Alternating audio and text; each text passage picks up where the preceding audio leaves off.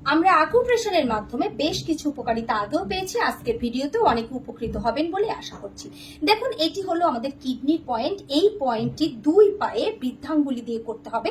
আমি এক পায়ে দেখাচ্ছি। এটা ঠিক এইভাবে গোড়ালি থেকে নিচের দিকে প্রেস করতে হবে। গোড়ালি থেকে নিচের দিকে প্রতি বেলা 5 মিনিট করে 3 বেলা করবেন। এতে আপনাদের কিডনির কার্যক্রম ভালো থাকবে, কিডনিতে কোনো জটিলতা থাকবে না। এই পয়েন্টটি হচ্ছে আপনার হাঁটুর ব্যথা এবং হিপ জয়েন্টের ব্যথা দূর করার। এটা এইভাবে আমরা প্রেস করতে পারি দুই পায়ে একইভাবে। দেখুন, পয়েন্টটা ঠিক সার্কেল করে নিয়েছি এই জায়গাটাতে। আবার এটা ঘুরিয়ে ঘুরিয়ে আমরা মাসাজ করতে পারি।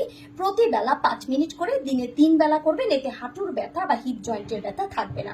এই পয়েন্টটা হচ্ছে আমাদের পাকস্থলীর সকল কার্যক্রম ভালো রাখার, অর্থাৎ আপনাদের ডাইজেশনের যদি কোনো প্রবলেম থাকে, হজমের সমস্যা থাকে, তাহলে এটা এইভাবে ওপর থেকে নিচের দিকে এইভাবে আপনি প্রেস করবেন দুই পায়ে। দিনে 2 বার অবশ্যই এটা আপনাকে করতে হবে, খাবারের আগে বা খাবারের পরে, আধা ঘন্টা আগে পরে করে এটা যদি করেন তাহলে দেখবেন আপনার হজম নিয়ে আর কোনো সমস্যা হচ্ছে না। ভিডিও ভালো লাগলে লাইক করুন, শেয়ার করুন, সবার মাঝে ছড়িয়ে দিন। ধন্যবাদ, ভালো থাকুন।